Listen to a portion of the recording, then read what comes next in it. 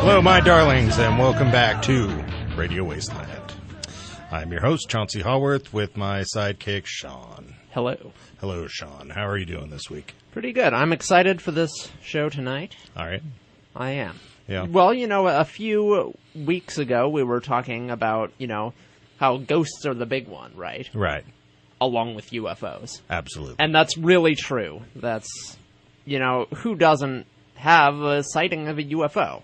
I don't necessarily mean extraterrestrials, but I mean, literally an unidentified flying object. Right. Yeah. Everyone's seen absolutely. those. And I agree with you on both of these. We were talking last week when we were talking to Greg from Minnesota Ghost Box, a paranormal investigator.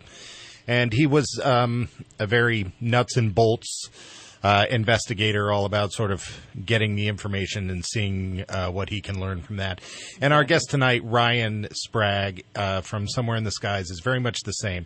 Yes. And I find that on these larger topics, you really sort of have people that fall into one of two categories. And they're both very interesting. But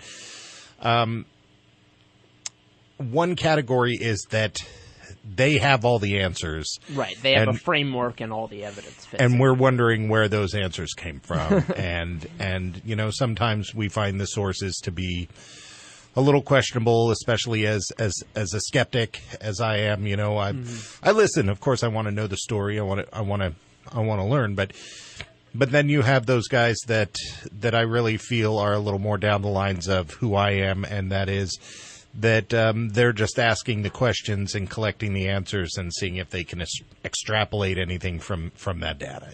That's right. And I feel that Ryan really is this. I put a lot of time into reading. I always research our guests. Mm-hmm. But in the case of Ryan today, I actually listened to about 5 of his podcasts and read most of his book. And, I plan on finishing the book because you wouldn't have done that if it wasn't interesting. Right, yeah. So I put a lot of time into Not that we are not one. dedicated professionals. Right. But I definitely put extra time into this one because I was so interested in our guests. So I'm pretty excited about this one, yeah. Well, where are you on, UFOs and how they grab you, I guess? Because I think it varies for different people. Some people are more the Bigfoot types, some people are more the ghost types. Well, of all the... I wish there was a blanket term that I could use for what we talk about. For what we talk about, conspiracies, mysteries, unexplained, all that. As far as all of them are concerned, the one thing that I definitely believe is that there is life somewhere out there. Yeah. Now, I don't know... I don't know if that makes me believe that there are aliens visiting us, either in the remote past or in the present. The proposition that they're somewhere in the universe, though. But it definitely makes all that more plausible. Down to earth. Yeah, absolutely. I know that somewhere out there, there's mold. I think within my lifetime, we'll at least find out that we found some kind of evidence of microbial life outside of Earth. We already have a few things that are questionable evidence, but I think we'll have within my lifetime. Amino acids floating through space. Right. We've got organic molecules that form spontaneously.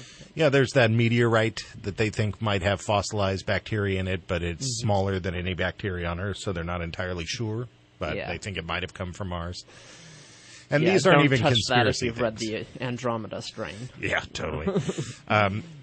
And these aren't conspiracy theorists saying these things. Right. These are mainstream scientists saying these things. And so when you tie that in with the conspiracy theorists and the UFO researchers, I really feel that within my lifetime we're going to... What we're talking about tonight is flying objects, craft.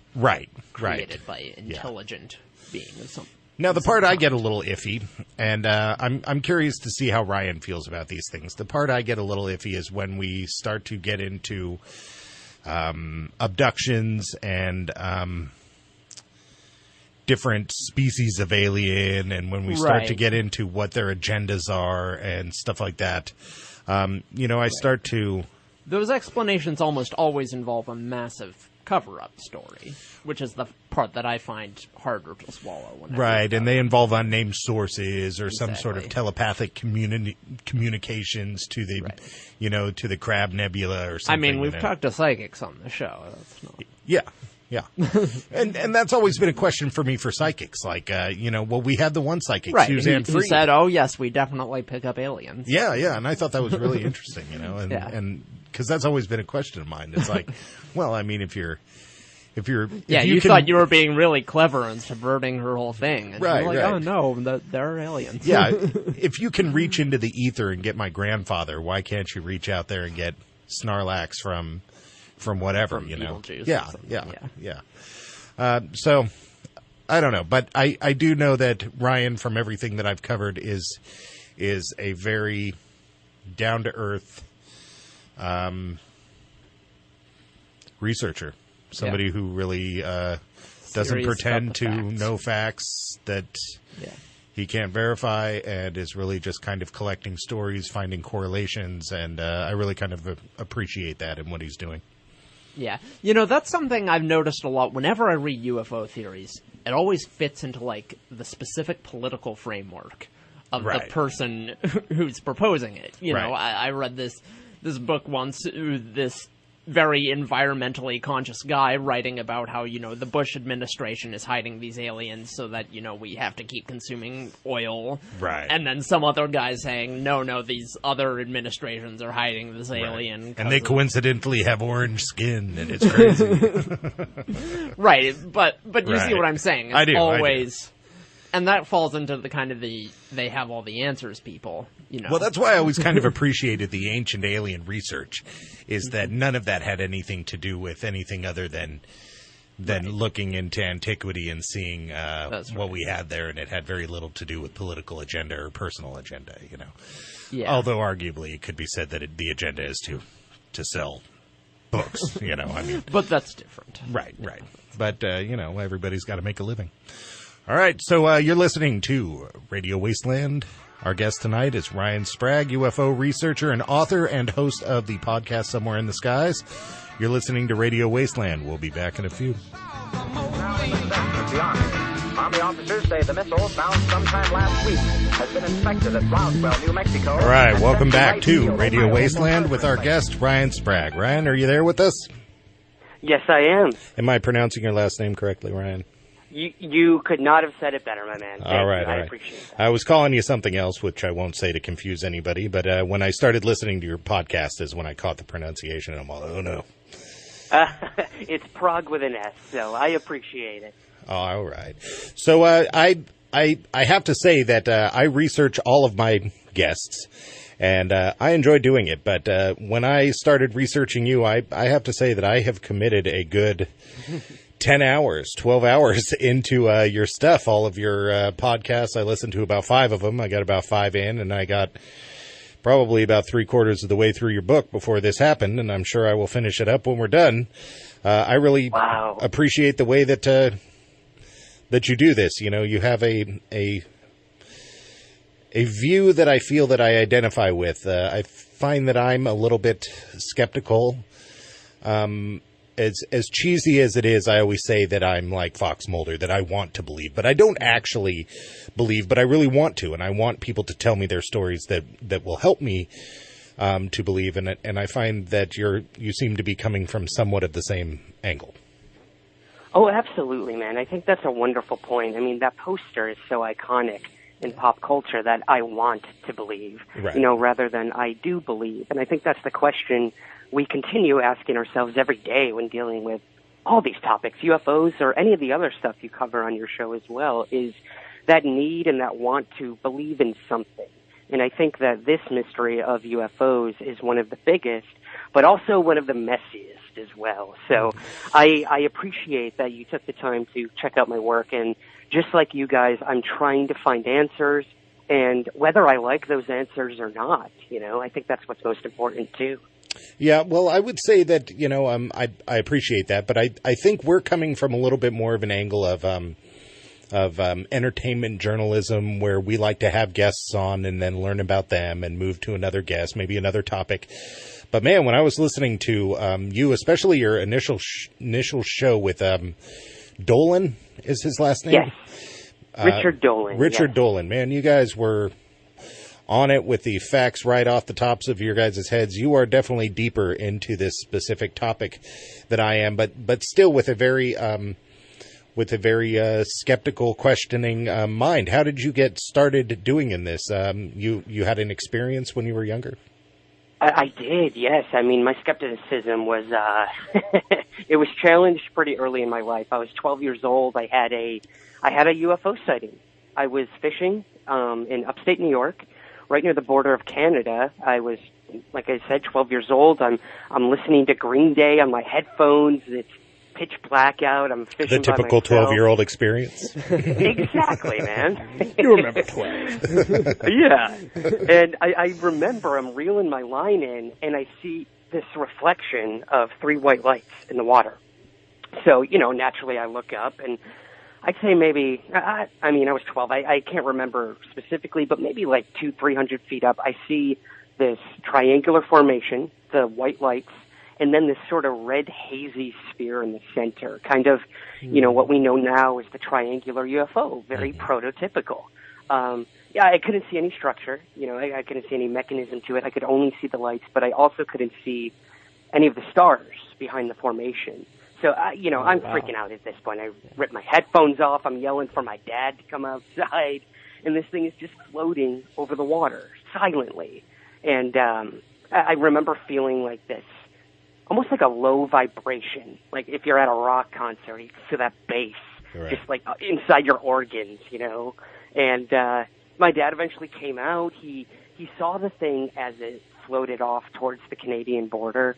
So he thought it was a plane. He saw the tail end of the bottom of the triangle, and tried to convince me of that. But Chauncey, I knew at that age that whatever I saw, it wasn't just a conventional aircraft.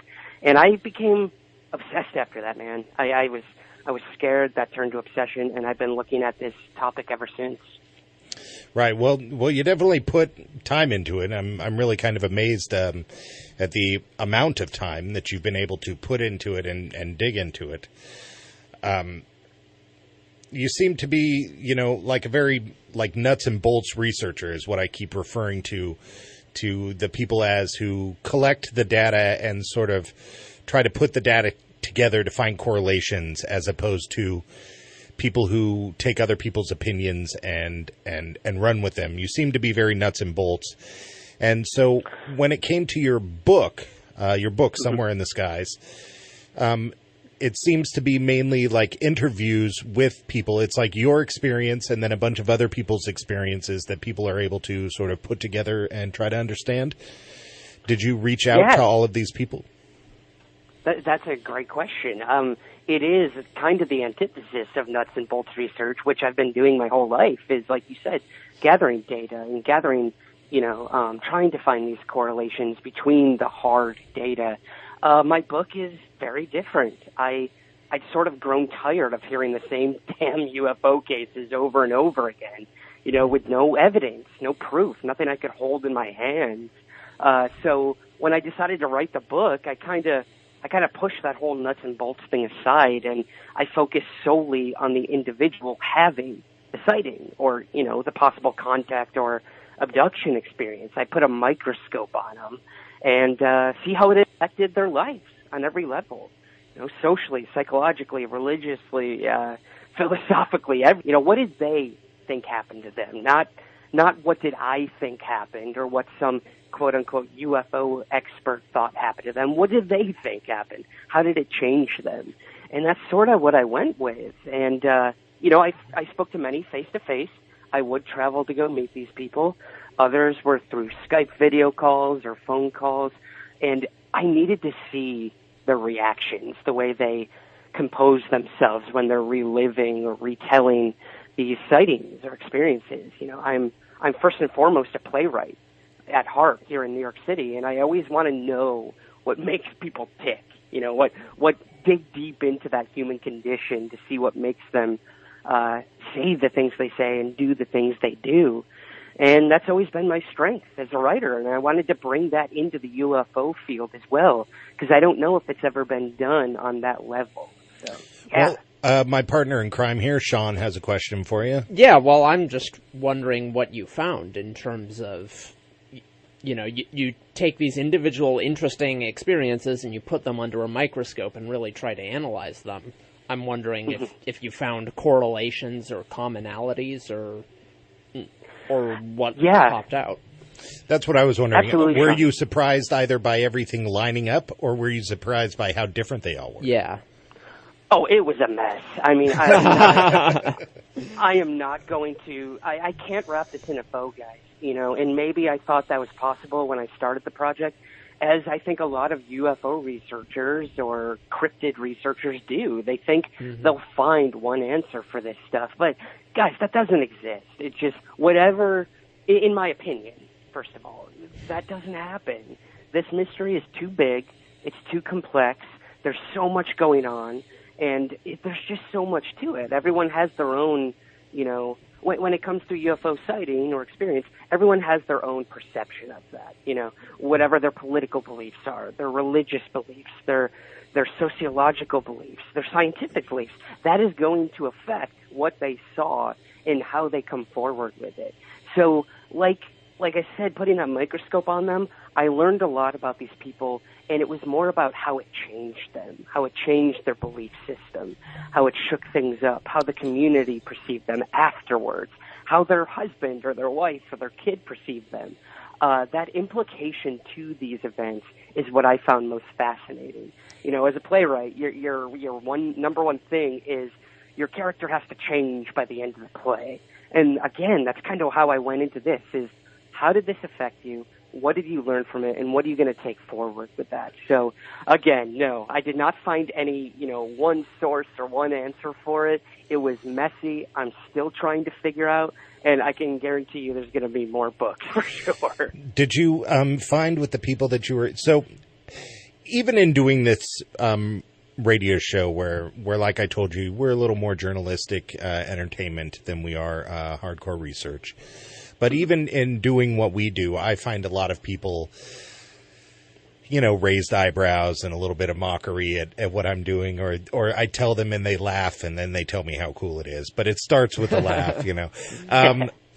Did you find that a lot of these people were hesitant to talk to you? That is a really good question. Some of them, yes. I mean, there's always, you know, that ridicule factor that comes with all of this. We know that. We've all gotten that side-eyed glance, or we see the smirks or hear the X-Files music. And what I wanted to be clear about with the people who I reached out to or came to me is that this book was about them. And I would not use pseudonyms. They had to use their real names. And a lot of people aren't comfortable with that. You know, once your name's out there in a UFO book, guys, right. You're really sending yourself out to the wolves, I think. Right. Your future in psychiatry is over. Exactly. Yeah. Yes, as we've seen many times with many psychologists and whatnot. But yeah, I wanted them to embrace the experience and be excited to talk about it. So I told them, you know, off the bat, like, I'm going to tell your story as sincere and as accurate as I can. And I really worked with them. You know, there were late-night phone calls. Yes. I'm sorry to cut you off. We're coming up on break. I hope you'll stick around for a few minutes, and we'll be right back. You're listening to Radio Wasteland. The medical world that is known throughout the Air Force, that the air intelligence has in its possession. All right, welcome back to Radio Wasteland. We're here with our guest, Ryan Sprague, UFO author and host of the podcast Somewhere in the Skies. Hey, Ryan, before the break, we were talking about your process of writing your book, and we were talking here during the break about how the book is titled Somewhere in the Skies, A Human Approach to an Alien Phenomenon, and we were realizing that, you know, I initially wanted to ask you why it was titled that, but I assumed that it was titled that because of your human approach that you've taken to it as opposed to collecting the research. And you were talking about how much it had changed people. So did you notice that people were drastically changed? And in what ways were their lives changed by these experiences? Yeah, I mean, again, it does vary from person to person, but there were some individuals that really struck me in terms of what happened afterwards. I know a guy who in Florida had these orange orb sightings over a body of water in his backyard, and this would happen, it would keep happening, and then eventually this guy who had never been an artist before all of a sudden started painting these extremely geometrical patterns and became an artist after that, to the point where he was professionally selling his art.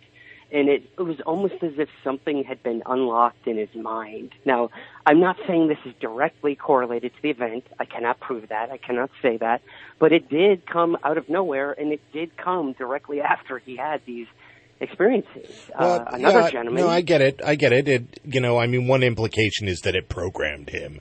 But another implication could be just solely that it freed him to think outside of the box, Absolutely. It's almost like unlocking something that's been closed off. Mm-hmm. And I think that goes for belief, too. I mean, I know one gentleman, he had a quote-unquote abduction experience, and he saw an image of praying hands with a lightning bolt through it that he was shown by these entities or whoever took him. And after that, he moved out of New York City, moved down to the South, and became the preacher at a church. And started talking about the connection between UFOs and the Bible. So it is a huge spectrum of change that happens to these people, for sure. Right. And I assume some people just went on with their day, pretty much, or... Oh, yeah. I mean, there's one gentleman who, he told me his story, and I asked him, like, well, do you ever think about it, or do you ever wonder what it was? And he just said, nope, it happened. I saw it. It was pretty incredible. It was... it made me think differently, and I just kept driving down the road, went to a bar, had a beer, and never thought about it again. So It really does depend. Yeah, and again, it's the individual, I think, and how they react and what they take from the event. Some people become very depressed and paranoid after thinking it's going to happen again, and others embrace it. They think it's, they take a more metaphysical route, like this, open their eyes to the world around them.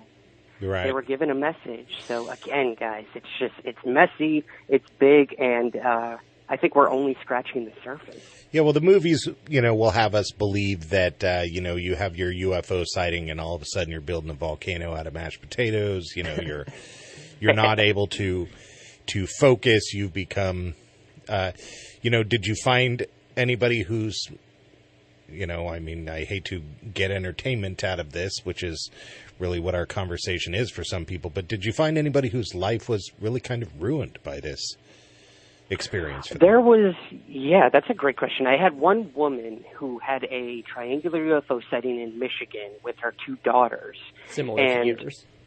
Triangular. What was that? Similar to yours, triangular UFO. Yes, as well. Exactly. This seems to be a very popular type of sighting for sure. And after that happened, they started having all this bizarre stuff happen in their home. High strangeness, poltergeist activity, almost paranormal after a UFO event. So you got to wonder, is this all somehow connected? This was a religious family, and they took this as evil. This was something demonic, and it ripped the family apart. The daughters and the mother stopped talking for a long time. She became very, shut in and depressed, and the daughters just wanted to forget the whole thing happened. Eventually, they came back together, they prayed, and it stopped for the daughters, the experiences, but it's still happening to the mother. And I do talk to her on occasion. So, again, this isn't all love and light, whatever it is. This is changing people, sometimes for good, sometimes not so good. And it really depends on how the person takes the experience and what they do with it. Right. So this might be somewhat of a polarizing question that I have for you, but, in your first paragraph of the very first chapter of your book, you said anyone who says that they have complete answer to UFOs should be handled with healthy skepticism. And from following you on social media and stuff like that, which you're very active on, I'd like our listeners to know if they're interested, you seemed to have some people that your opinions are at odds with. and I don't mean that you're in any way attacky, because you're not, but you're definitely willing to say that, I don't really want to address that because I feel that maybe this person's out for money or this person is out for a scare tactic or anything like that. Do you find that this is a common thing that you run into? It is from time to time. I mean, again, it's so hard with a topic like this, guys, because we have the study of UFOs and we have belief. So when you're dealing with a belief system, it is extremely easy to take advantage of that if you are that type of person to do something like that. Someone will latch on to anything you say, and to find the answers, give me $20 to continue my research here, $30 here. It happens. This field and many others have many charlatans. And for anyone who says they have all the answers, like you mentioned, I tell you, run away as fast as you can, right. Because none of us are experts on this. And if they pretend to be, then that's not really something I would recommend people look at. Yes, we want to find answers. But if someone says that they have the absolute truth and nothing else, can be accepted, I have a problem with that. And I will be vocal about it, for sure. And that does not mean that I am not guilty of these things from time to time as well. I do not take advantage of people's beliefs. I try to keep my beliefs out of this and remain as objective as humanly possible. It's not easy. You get so embedded in it. I often use, the analogy of a wartime journalist. They can be as objective as they want covering something, but they're so deeply embedded in it that it's going to affect them. It's going to change their beliefs. So, I think the wartime journalism is a great example because, I think a lot of people get caught up in this attitude of, well, this guy's doing it for money. And, we all need to eat. And so this wartime journalist who's out there is out there for two reasons. One is to document it as a journalist. The other is to get a paycheck, and so I think a lot of people sort of knock down some of this as people who are just trying to get a paycheck. But I'll tell you, audience, right now, I mean, I do a radio show, and frankly, I would like to get paid more. And I think just about everybody would say that. So, but I agree, and I like your term charlatans. I do think that there are a lot of people out there trying to manipulate people specifically through fear for money.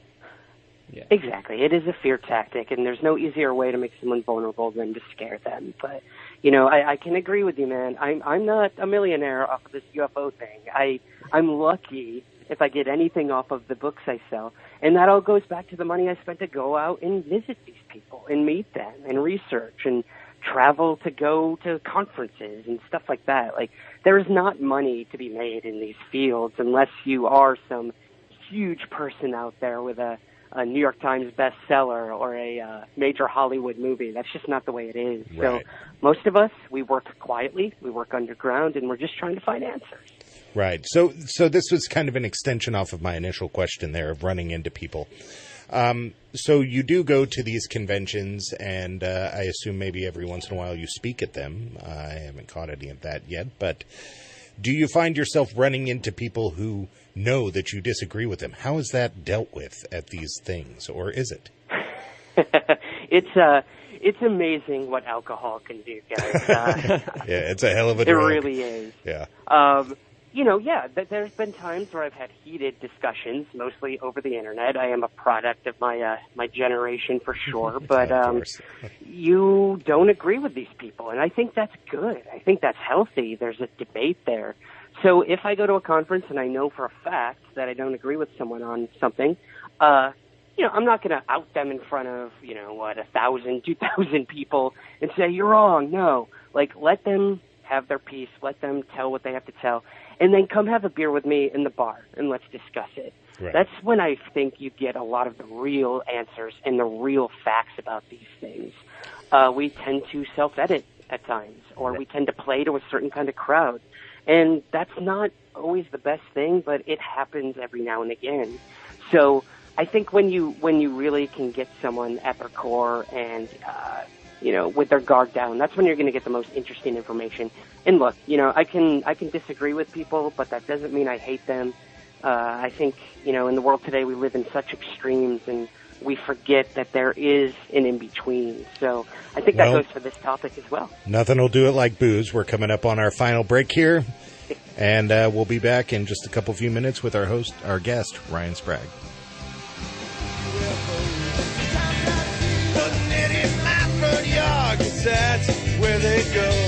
Welcome back to Radio Wasteland and our guest, Ryan Sprague. We're talking about UFOs. Hey, Ryan, I'm curious on what's your take on, a big part of what got me into this was sort of the fantasy of it all. I am a horror movie fanatic, and I have been ever since I was a little kid, and it really started to prime the questions in my brain like, hey, is any of this actually based on something? And that's really where a lot of this kind of came from. So I find that my imagination is very tickled by, although I'm very skeptical of, the different types of aliens that people say are out there. There are Greys and Reptilians and Nordic people and all this stuff. What's your take on that stuff? Yeah, that's there's a wide variety of aliens reported for sure. I will admit, in my experience, and I've interviewed, hundreds of individuals who've claimed abductions at this point. The only types of aliens that I've personally come across in the people I've interviewed are the Greys, the prototypical big head, big black eyes, small body, and sometimes these humanoid-looking entities, half human, half alien, some sort of hybrid, and that's really about it. That's all I can say is those are the reports that I've seen. That's not to say that there aren't reptilians out there disguised as politicians or, the local clerk at your bank, but who really knows? I've never come across them in the testimony I've heard. I've only heard of these Greys, and I've only heard of these human-looking things. To be honest, I'm a little biased because... To be honest, I'm a little biased because I've seen They Live with Roddy Piper like 15 times. And I imagine that as being this sort of, the concept is kind of, stuck in my head. And then, growing up with these, I grew up listening to punk bands, with a mohawk. And I kind of have these ideas that the government is controlling us, which also fits in with They Live. So the reptilian thing definitely, tickled my fancy, but I don't think I've ever heard somebody who I would chalk up as being truly credible on any of them other than the Greys, I think. Yeah. I would have to agree with you, man. And, the abduction phenomenon in general is extremely complex, controversial, and the fact that people are seeing all these different aliens, you do have to wonder, is there some galactic federation and they're all sort of taking their turns experimenting on the humans? I don't know. Like you said earlier, I'm not a researcher who's going to preach to anyone about what is going on. I'm only trying to find answers myself and relay what I'm told and what I come across. So, Greys and humanoids for me, my man. Yeah, what about different types of craft or types of sighting? You mentioned earlier orange orbs, you mentioned triangular crafts. I'm wondering if there is actually some taxonomy you've discovered of these are the 5 or 6 types that you see, or is it really random? That's a wonderful question, and I often connect that sort of that question, Sean, to sociology. This could go I could go on forever about this. I know we're on a very big time crunch, but these crafts seem to change with time, with the decades. The 50s, the 60s, we've got saucers. 70s, 80s, we're looking at triangles. Now we're looking, in the past couple decades at these orbs or these plasmas in the sky. It seems as if almost whatever these things are, again, I'm not saying they're alien, but they are unexplained. We can't identify them. They seem to be evolving with the time, with technology. They remain elusive no matter what they are. Everything from a flying, saucer up till today, where we're still seeing triangles, and then we're seeing these weird orbs, these energies floating through the sky, making intelligent movement, and then disappearing. So, yeah, it's very interesting, and it's a lot of commentary on what's going on in the world at that time, when these things have been reported. Yeah, I've thought about that a lot, too, with the changing reports of the changing views of the ships. But I always kind of fall back on the idea that, I don't know, 1918 or whatever, it's a long... It wasn't that long ago that we went from the Model T to the Chevy minivan, and so... we might be seeing evolving, and I think this, as far as like evolving crafts, people would go, well, they are aliens, they're super advanced. Well, they might not be aliens, they might be us with evolving technology, and the technology might be evolving in the same way to the point where we are seeing drastically different things from decade to decade. Great point. That is a theory many people have, maybe these aliens, maybe why they look so human or they look less human is because they are from our future and they're coming back to warn us that this is what's going to happen. That's a very big, thing in the contactee or the abduction phenomenon is they're given these messages that, look, stop doing what you're doing. This is what's going to happen. This is what you're going to look like. Yeah, there seems to be a big subsect of people talking about UFO sightings around nuclear power plants and missile silos and stuff like that. I definitely have noticed this. And I mean, that's based solely in fact. Those things have happened, but whether or not they're sending some sort of message, I couldn't tell you. But it is a lot more common than I think people think, and it's still happening, and it's happened way more than it should, where these things have ostensibly shut down or even almost launched nuclear missiles. So if they have that capability, whatever they are, that's scary, and that's something we have to keep in mind for sure. Well, before you're out of here, I can't let you go without asking this question, because this is something that I was very interested in when I found out about you. I am from California, and as you know, everybody from California surfs, and that's what I do. I live about 5 hours from the ocean, but of course I surf. And you are from New York, where everybody apparently is a playwright. When I found out that you were a playwright, I'm just like, wow, that's totally interesting. And I'm sure the two don't have much to do together other than the ability to write and put your thoughts together. But how did you get started being a playwright? It's very interesting to me. Yeah, theater, it's an aspect of my life that I hold really dear. I was an athlete growing up, played baseball, I played a little in college as well, but I always had a keen interest in musicals and acting, and that was not something I was going to admit to my other guy friends growing up, but I gave it a try in high school. I was in Bye Bye Birdie, I was in Damn Yankees, I was in Grease, and I caught the bug, guys. I caught it, and I started studying theater when I got to college. I was definitely reared on musicals and theater myself, and that's why I was so interested in the fact that you did it, because it's something that I was reared on as well. Yeah, and I went on some national tours, I acted, and then I found that I actually enjoyed writing the plays rather than acting them. So I got into that. I planted myself down in New York City, and it's been a whirlwind ever since. I mean, I just had my first feature film of one of my plays come out that I adapted. I've got a horror play. You'll probably like this, my man. I've got a horror play coming out in October here in the city, so I'll get you some tickets for that. All right. I'll save up for that plane ticket. Yeah. Yeah. So when I'm not doing the UFO thing, I'm writing plays, and again, it comes back to the people. I want to create new theater and try to make people think and feel, which I think we're lacking today in the world. So, and that goes for UFOs as well. Yeah, I agree. Well, we're coming up on the end of our show here, so I want to give you a chance to make sure that our audience knows how to find out more about you. Where can they find out more about you? Absolutely. I'm like you said, all over Facebook, Twitter. Just look up Ryan Sprague. I'm sure you'll find me. My main website is somewhereintheskies.com. I've got articles there. You can find my podcast of the same name, Somewhere in the Skies, there as well. And the book is available on Amazon, paperback and ebook. So really easy to find me. And that's it, guys. That's it. That's all I got.